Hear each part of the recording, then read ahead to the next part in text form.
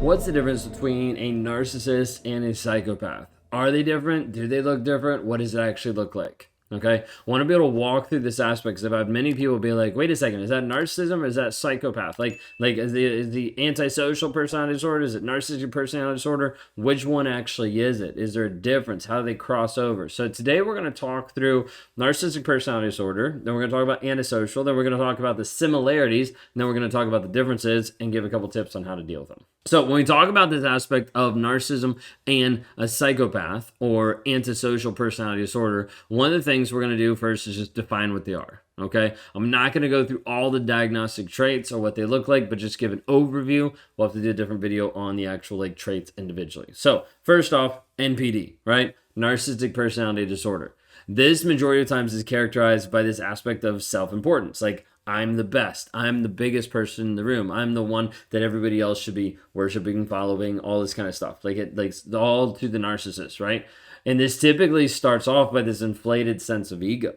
Like, I'm better than everyone. I know better than everyone. I'm smarter than everyone. And then you have different diversities of it. So you have the grandiose, it's like, I'm better than everyone. And you have the covert that's more like, oh, I'm more humble than everyone. And trying to hide it a little bit, but it's still centered around the same person.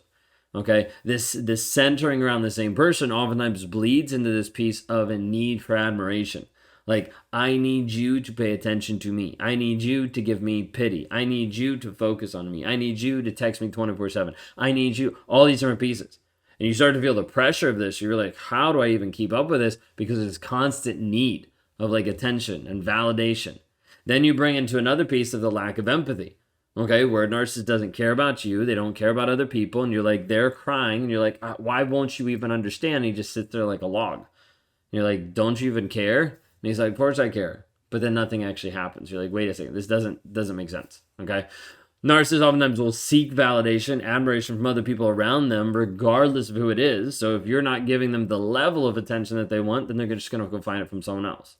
Oftentimes being manipulative in the relationship, outside the relationship, but the whole aspect is just to maintain a mask, like a sense of self-image, a way of looking of I'm a good person. So I need to make sure people think and see that I'm a good person.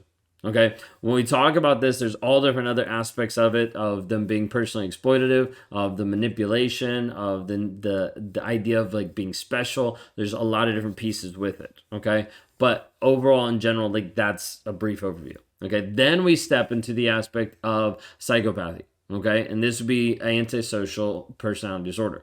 When we talk about antisocial, it's one of the four items that are inside the cluster B category. So you have antisocial, you have histrionic, you have borderline, and you have narcissistic personality disorder.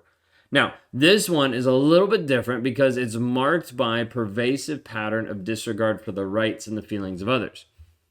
Sounds a lot like narcissism, right? This would be a little bit more taking it more to extreme. Okay, so it's not just saying, hey, this is narcissism, but it's like, nope, this is just a pattern of complete disregard. Of you don't even exist in my world. You don't even matter. Okay, oftentimes this takes it to a whole nother level. So I would say narcissism, and then you continue forward on the spectrum, we'd get into sociopath. Okay, because when we talk about this piece of dealing with a psychopath, how it actually looks, how it actually shows up on a day-to-day basis, they start to exhibit different behaviors that are even more deceitful and more manipulative. You're like, wait a second, I thought it was super manipulative anyways, being with a narcissist. Yes, and a lot of narcissists are manipulative. A lot of narcissists have lots of different lies, but psychopaths, sociopaths, and how they actually show up on a day-to-day basis, those are actually moving into it being very, very intentional. I'm going to plan this out. I'm going to figure out how I can get this result. I'm going to do this step by step to get this person to this result or to get what I want out of them. Okay? More deceitful and more not caring, more manipulative in how they do it. Now, to be fair, narcissists are that way too a lot of times, right? You're just wait, I think you're saying the same thing. The difference a lot of times is with a sociopath, a lot of times you have it more planned. You have it more scripted out. This is what I'm going to do, right? They know this is what I'm going to do. For a narcissist, a lot of times it's knee-jerk. Okay? It's just oh, this happened, lie. Oh, this happened, lie. Oh, this happened, manipulate. Oh, this happened, gaslight. It's very much reactionary. Okay? It's just over a period of time, it gets really, really smooth when someone does it so much that it just feels like second nature. Okay. You also have like this piece of like little remorse, like they don't really care about what's going on. Okay, very much the same. And oftentimes the other piece of it that's kind of sets them apart a little bit is engaging in impulsive and reckless actions. So not just going to like a certain level, but being like blatant disregard for like rules or laws or different things that are like you're not supposed to do that. It's like nope, don't care. Impulsive, reckless, just doing whatever they want. Okay. Now, you might have this where they crosses over and it looks the same of like, hey, there's a lack of empathy toward other people. But then a lot of times you will take it to another level of where that person's engaging in criminal activities.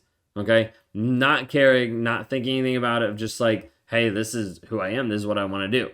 Okay. They're really skilled a lot of times in deceiving others for personal gain. Of like, let me try to do whatever I can to manipulate this conversation, to manipulate this person to get what I want out of them. Okay. So you see a lot of people in the criminal world that look like this or act like this because this is what the tendency. Okay. So some of the similarities, we already kind of touched on some of these. There's a lot of crossover.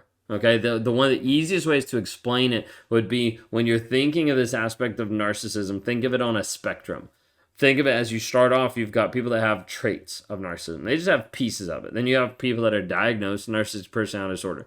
Then you past that, you would have sociopath. Past that, you would have psychopath. Okay? So the reason why I just give it in that idea would be that psychopaths are narcissists. Okay? But all narcissists are not psychopaths or sociopaths. Okay? So it kind of steps up in its intensity and in what it's actually doing to that person and to other people. Okay, so a couple of things that are similar: inflated sense of self, lack of empathy. Like that's a big one. Of like, don't care about other people, don't connect with other people, can't put myself in other people's shoes. Like that kind of thought process is like right there. Okay, they're still gonna go around the same route, typically of exploiting other people, trying to get personal gain from another person, engaging in manipulation, gaslighting, future faking, different things, all to be able to help control. Like to control the narrative, to control what's around them, to control the person, all those things. The whole goal is like, what is the end goal? How do I achieve that with being able to control other people? Like, well, I can do this by stepping on these different people. I can do this by putting these people down. I can do this by trying to make this person feel less than and doing all these different things to try to gain trust along the way so that they're like, oh, see, this is where I am. Sucks for you. And they continue to move on. Okay. Now, a couple of the differences between narcissists and sociopaths. Okay. Well, narcissists, sociopaths, psychopaths, they share a lot of traits that are similar. There's like a couple differences, and a lot of it is more underlying motivations and behavior. So when it comes down to it, it's not like you're going to be like, oh, that person wears a red scarf, so they're a narcissist. That person wears an orange scarf, so they're a psychopath. Like you're not like, no, they're too similar. Okay, so a lot of times it's going to be more of the motivation, the things that are underneath that are actually driving them versus like an outward behavior that you're going to be like, yep, I know exactly who you are. Okay, so think of it this way. Narcissists oftentimes are driven by this need of validation, admiration. Whereas psychopaths are a lot of times primarily like motivated by achieving desires, goals, regardless of how it actually hurts other people. Okay, so it's a little bit different, but they kind of crisscross. Okay, so I understand like it's a little confusing. With this piece of it too, I want to kind of point out that I mentioned earlier that like a lot of times narcissists are focused more like on the immediate of like, this is what I want now, this is what I need to do now, where a psychopath might be more like, let's go ahead and plan this out a little bit. Like, this is my end goal, this is how I'm going to manipulate it, this is how I'm going to get it, this is how I'm going to make sure I actually get to be like where I want to be, regardless of what happens with other people. Okay, like this could be, you're going to see this a lot of times with a narcissist of getting really volatile when they get threatened. Okay, when the image of what they're putting out there is threatened. Like you're like, wait a second, I'm starting to see something's different. A psychopath might remain super calm. They might be unaffected by external circumstances because it's part of either their plan or the thought process of like, this is where I'm going. Like, I don't really care what you think about me. This is where I'm going. So like there's different pieces of that. So question of it is, okay, what do we actually do about this? How do we actually deal with it? And the cool thing is it's kind of the same way, because a lot of it comes down to your own personal boundaries of what you actually set so that you don't get sucked into a toxic relationship, so you can actually get out of a toxic relationship. It comes back to how do you, like, you actually setting firm boundaries, prioritizing your self-care, seeking support, like working with people that understand the nuances and pieces of it so that you can start to step into your power of who you actually are, into your freedom of like understanding, hey, this is who I am. I'm not going back to this toxicity. I'm not staying with this. But you have to be able to work through this process of setting healthy boundaries so that you don't go back or so that you don't stay with this person long term.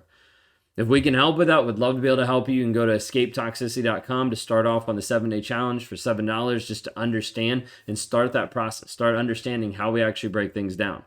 Or we would love to be able to work with you one-on-one. You can go to rawmotivations.com. We'd love to talk to you there and see if you'd be a good fit for some of the communities that we have that are currently growing and thriving, helping people learn and grow after narcissistic abuse.